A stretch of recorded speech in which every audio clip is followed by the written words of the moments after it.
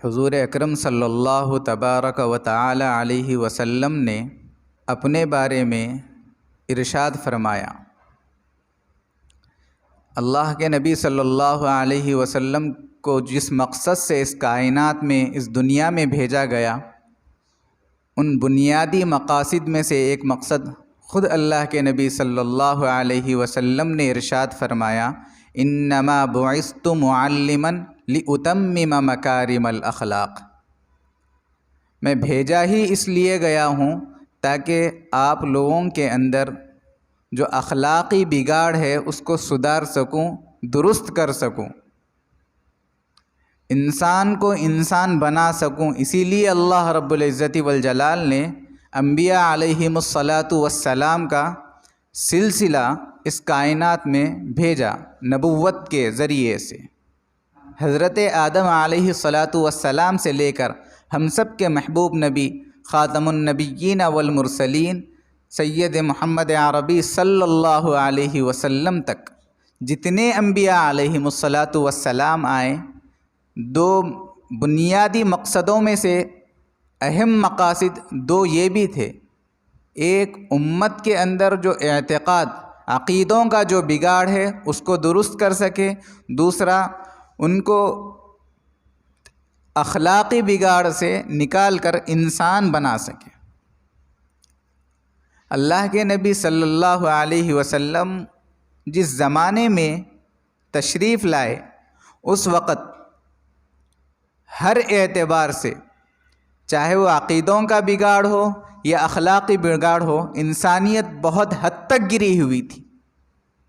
انسان کو انسان کہنے کے لیے بھی کوئی لفظ موجود نہیں تھا۔ یعنی اس سے اندازہ لگا سکتے ہیں کہ اللہ کے نبی صلی اللہ علیہ وسلم نے ارشاد فرمایا، انما بعثت معلما، مجھے بھیجا گیا ہی اس لیے ہے، لاتمم مکارم الاخلاق، کہ لوگوں کے اخلاق کو، لوگوں کے اعمال کو، لوگوں کے اطوار کو، لوگوں کے چال چلن کو، ڈھلن کو درست کر سکوں، سکھا سکوں، ان کو بتا سکوں کہ انسانیت میں اور دیگر مخلوقات میں اللہ کی کیا فرق ہے، اللہ نے ہم کو اشرف المخلوقات کیوں بنایا۔ ظاہر ہے اللہ نے تمام مخلوقات میں جتنے جاندار ہے اس میں سب سے بہترین مخلوق انسان کو قرار دیا۔ قرآن کہتا ہے وَلَقَدْ كَرَّمْنَا بَنِي آدم، ہم نے انسانوں کو باعزت، عزت والا، اکرام والا، عز و شرف والا بنایا۔ انسان کو جو رسپانسبلٹی ملی ہے وہ دیگر مخلوقات میں، دیگر جاندار میں کسی اور مخلوق کو یا کسی جاندار کو نہیں ملی۔ اس کے باوجود بھی قرآن جب یہ کہہ رہا ہے وَلَقَدْ كَرَّمْنَا بَنِي آدم، ہم نے بہت عزت عطا فرمائی، بہت شرافت عطا فرمائی، اس کے باوجود بھی اللہ کے نبی صلی اللہ علیہ وسلم یہ ارشاد فرما رہے ہیں، مجھے بھیجا ہی اس لیے گیا ہے کہ میں آپ لوگوں کو انسان بنا سکوں، آپ لوگوں کے اعمال کو سدھار سکوں، آپ لوگوں کے عقیدے کو درست کر سکوں۔ اللہ کے نبی صلی اللہ علیہ وسلم کی پیدائش کے وقت اس زمانے میں جو انسان بستے تھے، موجود تھے، ان کے اندر انسانیت نام کی کوئی چیز نہیں تھی، ان کے اندر عورت کا کوئی مقام و مرتبہ نہیں تھا، وہ جوے کے اندر اپنی بیٹیوں کو، اپنے اہل و عیال کو، اپنے گھر والوں کو، اپنے ازواج کو جوؤں کے اندر لگا دیا کرتے تھے، اور جب وہ ہارتے تو اپنی بیوی کو اس مال کے عوض میں فروخت کر دیا کرتے تھے، یعنی کوئی اہمیت نہیں تھی۔ اور لڑکی جب ان کے پاس پیدا ہوتی اس زمانے میں تو صرف جو آج موجودہ حالات میں مسلمانوں نے الامان الحفیظ، نکاح جیسی سنت انبیاء علیہم الصلاۃ والسلام کو آسان کرنے کا حکم دیا ہے، ہم نے جتنا مشکل بنا دیا ہے، جس کی وجہ سے ہماری بیٹیاں، ہماری بہنیں ماں باپ کا بوجھ بن کے رہ رہی ہے،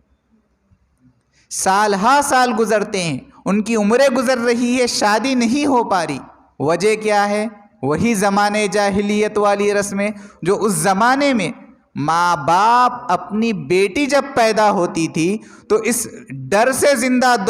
درگور کر دیا کرتے تھے، یعنی ان کو زندہ دفن کر دیا کرتے تھے، تاکہ ہم اس کو پال پوس کر جب بڑا کریں تو ان کے اوپر جو وجوہات ہے، ان کے ایک اپنے اوپر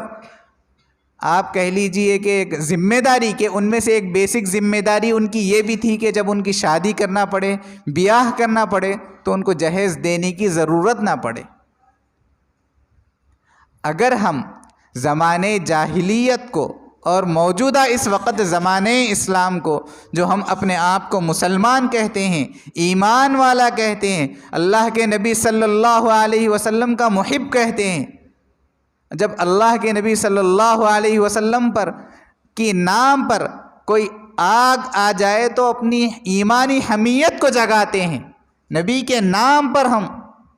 ہر وہ کام کرنے کے لیے تیار ہوتے ہیں جس کی توقع کوئی اور مذہب والا نہیں کر سکتا، یعنی اتنی ہمارے اندر ایمانی حمیت، ایمانی جذبہ جاگ جاتا ہے۔